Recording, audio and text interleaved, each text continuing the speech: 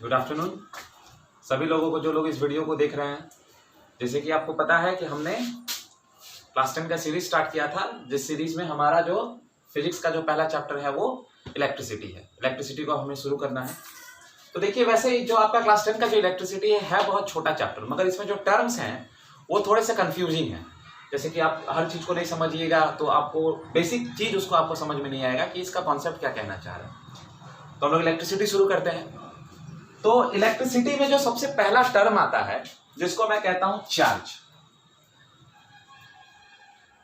Charge के बारे में समझाना बहुत जरूरी है। अब ये चार्ज होता क्या है, तो चार्ज को हम लोग डिफाइन करते हैं something associated with matter, something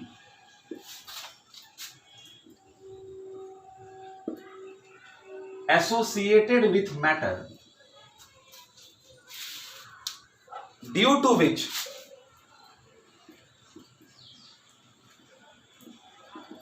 it produces and experiences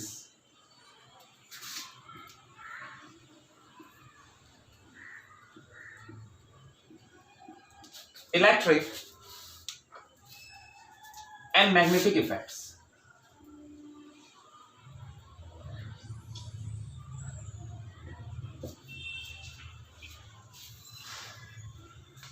It resides on the outer surface of the conductor.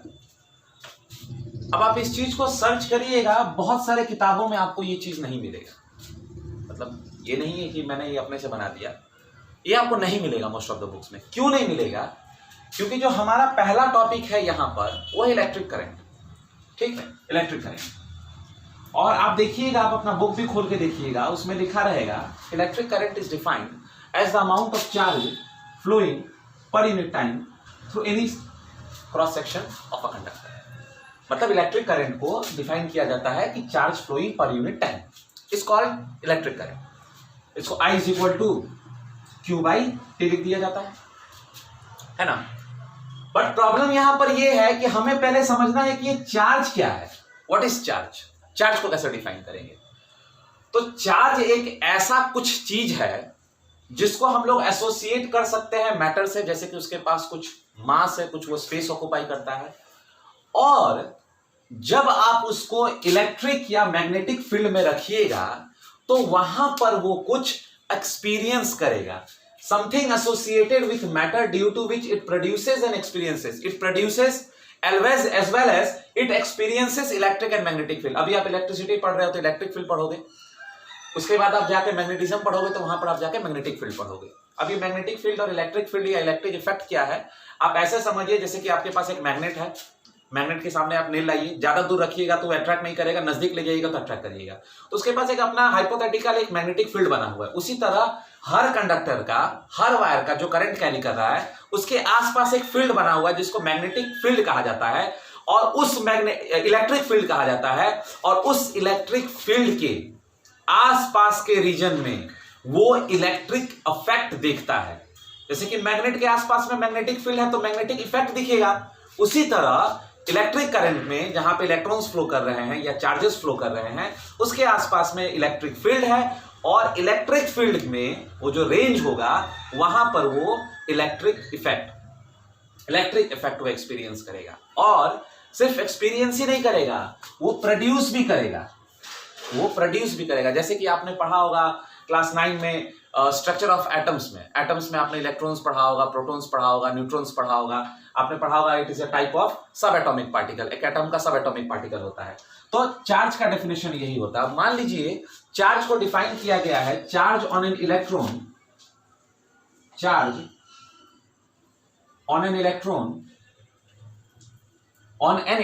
Is equal to 1.6 into 10⁻⁻19 coulomb. ये चार्ज एक इलेक्ट्रॉन पे है। अब सपोज मान लीजिए आपके पास बहुत सारा चार्ज है, suppose there are n number of charges, n number of electrons, तो अब चार्ज को कैसे डिफाइन करिएगा? चार्ज को हम लोग क्यू से डिफाइन करते हैं। चार्ज को कैसे डिफाइन करिएगा? Q is equal to n into 1.6 into 10⁻⁻90। अरे भाई, अगर एक इलेक्ट्रॉन होता तो चार्ज कितना होता? 1.6 इंटू 10⁻90। अगर आपके पास n नंबर ऑफ इलेक्ट्रॉन्स है तो n इंटू 1.6 इंटू 10⁻90। आपने पढ़ा होगा कि इसको हम लोग e से भी डिनोट करते हैं। e का मतलब होता है 1.6 इंटू 10⁻90। तो हम लोग यहाँ लिख सकते हैं q is equal to n into e। यही है हमारा बेसिक डेफिनेशन चार्ज का। चार्ज को हम लोग इसी तरह डिफाइन करते हैं और इसका जो SI यूनिट होता है, SI unit of charge is coulomb. ये जो है आपका SI यूनिट है चार्ज का।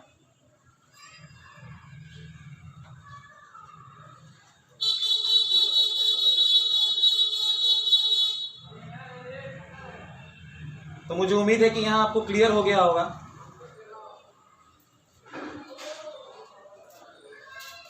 तो आप मुझे उम्मीद है कि आपको ये क्लियर हो गया होगा। आप इसको उतार लीजिए। चार्ज का मतलब यही होता है कोई भी चीज जो है मैटर से एसोसिएटेड है, जो कि प्रोड्यूस करता है और एक्सपीरियंस करता है इलेक्ट्रिक और मैग्नेटिक फील्ड। और भी इसके बहुत सारे डेफिनेशन है और भी हम लोग डिटेल में इसमें घुस सकते हैं, मगर अभी हमें घुसने की कोई जरूरत नहीं है।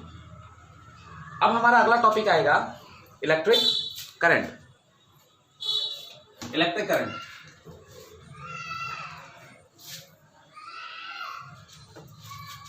अब इलेक्ट्रिक करंट क्या होता है?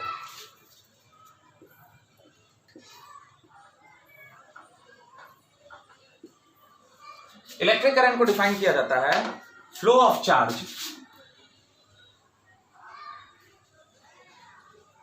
और as we know when we talk about charge we talk about electrons. Flow of charge और इलेक्ट्रॉन्स पर unit time across any conductor across the section of any conductor across the section of any conductor या across the conductor through any section of area। Current को electric current या current को I से denote किया जाता है। I is equal to और electric current is equal to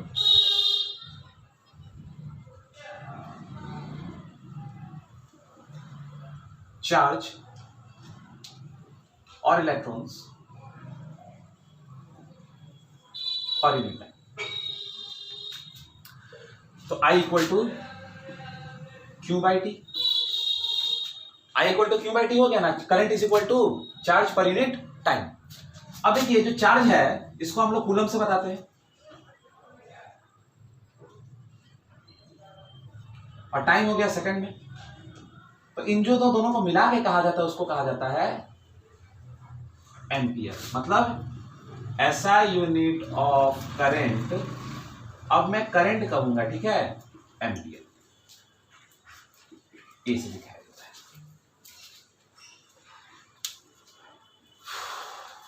ये हो गया आपका एम्पियर। किसके लिए वर्ड यूज किया जाता है? एम्पियर यूज किया जाता है कूलम्ब पर सेकंड के लिए। मतलब कूलम्ब पर सेकंड यूज नहीं करके हम लोग एम्पियर यूज करते हैं। अब होता क्या है इसका मतलब? जैसे कि मान लीजिए आपके पास कोई भी एक कंडक्टर है, इसमें इलेक्ट्रॉन्स फ्लो कर रहे हैं, ठीक है, इलेक्ट्रॉन्स फ्लो कर रहे हैं। अब इलेक्ट्रॉन्स का फ्लो एक्स से वाई है। इलेक्ट्रॉन्स जो है वो फ्लो कर रहे हैं एक्स से लेके वाई तक। दो एंड है इसके, एक्स से लेके वाई। अब जो आपका इलेक्ट्रिक करंट फ्लो करेगा वो इसी की वजह से ना फ्लो करेगा। इलेक्ट्रिक करंट क्या है? Flow of charge per unit time. मतलब जितना चार्ज फ्लो कर रहा है पर यूनिट टाइम पे, कितने टाइम पे? पर सेकंड पे। 5 coulomb, 10 coulomb, 20 coulomb, 50 coulomb per unit time पर सेकंड। जो करंट का डायरेक्शन होगा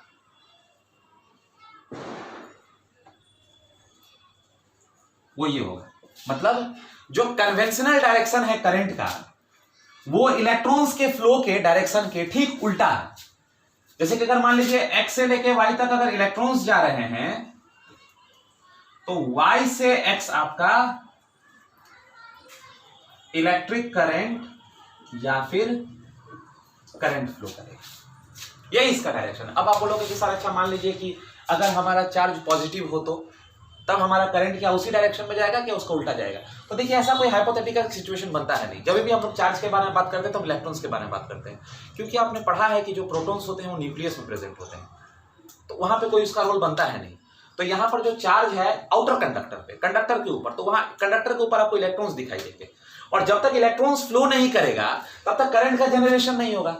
इलेक्ट्रॉन्स फ्लो करेगा तब तो पर यूनिट टाइम फ्लो करेगा तब तो करंट जनरेट होगा, करंट का एक डायरेक्शन होगा। तो जैसे कि मान लीजिए आपने प्लग ऑन किया, फैन खोला, तो प्लग से लेके फैन तक कुछ इलेक्ट्रॉन्स मूव करके आए हैं, और उसके वजह से आपका जो फैन के अंदर जो डायनामो लगा हुआ है, मोटर लगा हुआ है, वो घूमता है, उसके बाद आपका फैन मैकेनिकल एनर्जी देना शुरू कर देता है। मतलब आपने वायर से, आपने प्लग से इलेक्ट्रिकल एनर्जी लिया, और उस इलेक्ट्रिकल एनर्जी को आपने फैन से मैकेनिकल एनर्जी के थ्रू चेंज करना शुरू कर दिया। तो ये फ्लो ऑफ एनर्जी है या फिर कन्वर्जन ऑफ एनर्जी है। यहाँ पर मुझे उम्मीद है कि इलेक्ट्रिक करंट का डेफिनेशन क्लियर होगा। इलेक्ट्रिक करंट का मतलब होता है flow of charge per unit time, I is equal to q by t. इस तरह को इसको आपको याद रखना, I is equal to q by t. अब यहां पर एक डेफिनेशन आता है कि सर यहां हम लिख सकते हैं कि I equal to q by t that is equal to n e by t. Yes, याद करो क्यू की जगह पे हमने क्या लिखा था, क्यू की जगह पे हमने एन ई लिखा था ना, तो यहां पर भी हम लोग एन ई लिख सकते हैं। तो यहां पर आ गया आपका I is equal to q by t और एन ई बाई टी। इतना उतार लीजिए आप लोग। ऐसा यूनिट याद रखिएगा, इसका ऐसा यूनिट जो होता है उसका ये होता है ओम, अरे ऐसा यूनिट होता है इसका एम्पियर, सॉरी। यहां पर याद रखिएगा जो ये E है, this is equal to 1.6 into 10 to the power -19 coulomb, charge on 1 electron, यही होता है E। अब देखिए आपको ना आगे चल के तो पढ़ना ही है, मैं वैसे अभी बता देता हूं। There are two types of current, there are two types of current. अब मैं इलेक्ट्रिक करंट यूज नहीं करूंगा वर्ड, मैं अब यूज करूंगा current. There are two types of current.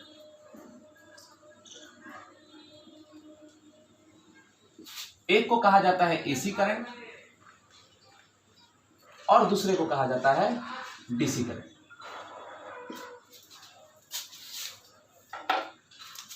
AC current का मतलब है अल्टरनेटिंग और डीसी का मतलब है डायरेक्ट। अब अगर मैं करंट का डेफिनेशन बनाऊं तो अगर इसका मैं ग्राफ बनाऊंगा इस तरह से, मान लो यहाँ करंट है और यहाँ टाइम है, तो इसका ग्राफ कुछ इस तरह से बनता है। और अगर मैं डीसी का बनाऊं करंट और टाइम का, तो इसका ग्राफ कुछ इस तरह का बनता है। अब यहाँ आपको क्या दिखाई दे रहा है, यहाँ आपको ये दिखाई दे रहा है कि जो यहाँ पर जो करंट फ्लो कर रहा है, ये करंट है वाई एक्सिस और ये टाइम है। यहाँ पर जो करंट फ्लो कर रहा है ये इंक्रीज भी कर रहा है और डिक्रीज भी कर रहा है। मतलब magnitude and direction of current is changing. इसका मैग्नीट्यूड भी चेंज कर रहा है और डायरेक्शन भी चेंज कर रहा है, इसीलिए इसको अल्टरनेटिंग करंट कहा जाता है। यहां पे magnitude and direction are constant. देखो 1 सेकंड बाद भी इतना ही करंट है, 2 सेकंड बाद भी इतना ही करंट है, 3 सेकंड बाद भी इतना ही करंट है, 4 सेकंड बाद, एक फ्लो में चल रहा है। जैसे कि मान लो आपने अपना घर पे अपना फैन ऑन किया, वोल्टेज फ्लक्चुएट करेगा या फिर फैन कभी बहुत ज्यादा फास्ट हो जाएगा, कभी स्लो हो जाएगा। मगर आपने अगर उसको अपने इन्वर्टर में चला दिया तो इन्वर्टर में करंट स्टोर है, तो वहां पे जब आप फैन चलाओगे तो ना ही आपका फैन का स्पीड बढ़ेगा ना ही आपका फैन का स्पीड कमेगा, वो टाइम के साथ बराबर करंट देते रहेगा। करंट बढ़ घट नहीं सकता है। मतलब चार्जेस जो हैं, करंट बढ़ना घटना मतलब क्या, चार्ज का फ्लो बढ़ना घटना। करंट क्या होता है, फ्लो ऑफ चार्जेस पर यूनिट टाइम या फिर चार्ज पर यूनिट टाइम। तो चार्जेस अगर फ्लो करना बढ़ जाएंगे तो करंट आपका ज्यादा हो जाएगा, इंक्रीज कर जाएगा। चार्जेस का फ्लो अगर घट जाएगा तो घट जाएगा, डिक्रीज कर जाएगा करंट। टाइम के साथ तो कोई लेना देना है नहीं। तो यहाँ पर क्या हो रहा है कि मैग्नीट्यूड और डायरेक्शन कंटिन्यूअसली चेंज कर रहा है, इंक्रीज कर रहा है फिर डिक्रीज कर रहा है, फिर इंक्रीज कर रहा है फिर डिक्रीज कर रहा है, इस तरह से। मगर यहाँ पर जो करंट का जो मैग्नीट्यूड है, जो उसका क्वांटिटी है, वो कॉन्स्टेंट है, ना ही इंक्रीज कर रहा है ना ही डिक्रीज कर रहा है। अब यहाँ पर एक छोटा सा बात एक और मैं बता देता हूँ। एक क्वेश्चन आता है, is current a scalar or A vector quantity. बहुत इंटरेस्टिंग क्वेश्चन है ये कि करंट जो है वो स्केलर है कि वेक्टर है। क्योंकि आप देखिए, मैंने यहाँ पर मैग्नीट्यूड का भी बात किया है, मैंने यहाँ पर डायरेक्शन का भी बात किया है, करंट का मैग्नीट्यूड और डायरेक्शन का बात किया है। अब देखिए होता क्या है कि क्लास 9th में आपको पढ़ाया जाता है कि अगर कोई क्वांटिटी के पास, अगर कोई क्वांटिटी को डिफाइन करने के लिए सिर्फ मैग्नीट्यूड की जरूरत पड़ती है तो स्केलर क्वांटिटी है, और अगर किसी क्वांटिटी को आपको डिफाइन करने के लिए स्केलर और मैग्नीट्यूड और डायरेक्शन दोनों की जरूरत है तो वेक्टर क्वांटिटी है। असल में डेफिनेशन गलत है। क्यों गलत है? कुछ ऐसे लॉ हैं एडिशन के जो कि जब तक, जैसे कि triangle's law of vector addition, parallelogram law of vector addition, तो जो वेक्टर क्वांटिटीज हैं उनको आप सिंपली एड अप नहीं कर सकते, उनको आपको लॉ से एड अप करना पड़ेगा, जैसे कि triangle's law of addition, parallelogram law of addition. और जो स्केलर क्वांटिटीज हैं उनको आप डायरेक्टली जोड़ सकते हैं, जैसे कि मैं 5 मीटर चला, फिर 10 मीटर चला, फिर 15 मीटर चला, तो 5, 10, 15 मिला के 30 हो गए, मेरा 30 मीटर डिस्टेंस हो गया। मतलब नहीं है कहाँ चला, आगे गया, पीछे गया, लेफ्ट गया, राइट गया, क्योंकि वो एक स्केलर क्वांटिटी है। मगर अगर बात डिस्प्लेसमेंट की आएगी तो आप बोलोगे the shortest path between the initial and the final point. मतलब वहां पर आप जो लॉ लगाते हैं उसको कहा जाता है triangle's law of vector addition. तो याद रखिएगा कि अभी फिलहाल बस आप इतना याद रखिए कि जो डेफिनेशन आपने पढ़ा था 9th में कि the quantities which have magnitude as well as direction are called vector quantities, the quantities which have only magnitude is called scalar quantity. अभी उसको साइड कर दीजिए, बस अपने दिमाग में इतना रखिएगा कि जिस क्वांटिटीज को हम लोग एडिशन में वेक्टर्स लॉ ऑफ एडिशन या पैरेललोग्राम लॉ ऑफ एडिशन लगा के यूज कर सकते हैं तो वेक्टर क्वांटिटी। अब सवाल ये है कि करंट क्या है, तो याद रखिएगा करंट एक स्केलर क्वांटिटी है। This is the answer. Now the answer is why. Why current is a scalar quantity? Current के पास मैग्नीट्यूड भी है, करंट के पास डायरेक्शन भी है, तब ये स्केलर क्वांटिटी कैसे बन गया? तो सिंपल सा लॉजिक है। मान लीजिए कि जैसे कि मैंने आपको एक सिस्टम दिया, यहाँ से 2 एम्पियर घुसा, यहाँ से 3 एम्पियर घुसा, यहाँ से 4 एम्पियर घुसा, मैं कहूँगा यहाँ से कितना एम्पियर निकला। तो याद रखिएगा अमाउंट ऑफ करंट एंटरिंग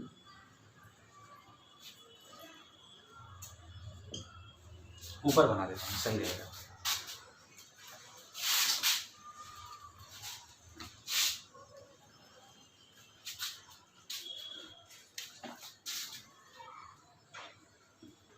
दो एम्पियर, 3 एम्पियर, 4 एम्पियर, मान लो एग्जाम्पल। तो amount of current entering is equal to amount of current. लेकिन देखो मैंने जहां पढ़ा था मुझे जितना याद है मैं उतना बता दे रहा हूँ, उतना वर्ड्स पे कोई ऐसा तो है नहीं कि किताब लेके आदमी बैठा हुआ है उसमें से छपवा रहा है। जितना मुझे याद है वो मैं बता दे रहा हूँ। तो अमाउंट ऑफ करंट एंटरिंग कितना एंटर कर रहा है? 2 ampere plus 4 ampere plus 3 ampere. Leave कितना कर रहा है? आई। 2, 4, 6, 7, 8, 9। आई कितना आ गया? 9। कितना करंट एंटर किया, कितना करंट निकला? जितना करंट एंटर किया उतना ही करंट बाहर निकलेगा। वैसे जब आप लोग क्लास 12 में इस चैप्टर को पढ़िएगा इलेक्ट्रिक करंट को, तो वहाँ पर एक लॉ आएगा जिसको कहा जाता है कर्चॉफ्स लॉ। तो कर्चॉफ्स लॉ में इसको बहुत बढ़िया से डिस्कस किया गया है। जैसे कि मान लीजिए आपके पास एक सिस्टम में दे दूँ 2 एम्पियर 4, तो ये आपका जंक्शन है, जैसे कि ये आपका जंक्शन है। तो यहाँ पे क्या होगा? आई बोलो क्या हो जाएगा? 4 एम्पियर अंदर गया, 2 एम्पियर अंदर गया। यहाँ पर जो आई का वैल्यू होगा वो 6 एम्पियर होगा। तो यहाँ से हमें ये पता चलता है हमने क्या किया, हमने 4 एम्पियर और 2 एम्पियर क्या किया, नॉर्मली ऐड कर दिया। 4 तुम 2, 2 तुम 2, 2 तुम 2, 2 तुम 2, 2 2 4 6 और 4 वहां 10। तो 10 नॉर्मली ऐड करने से क्या हो गया कि ये एक स्केलर क्वांटिटी। अब कोई बोलेगा क्यों ये स्केलर क्वांटिटी है भाई? क्योंकि यहाँ एडिशन करने के लिए हमने यहाँ पर नॉर्मल एडिशन किया। अगर ये वेक्टर क्वांटिटी होता तो हम लोग यहां पर triangles law of vector addition या फिर parallelogram law of vector addition हम लोग लगाते हैं। मगर हमने ऐसा कोई कुछ नहीं लगाया, हमने नॉर्मल सा एडिशन लगाया और सॉल्व कर दिया इसको। तो यही है करंट के बारे में, यही है करंट के बारे में।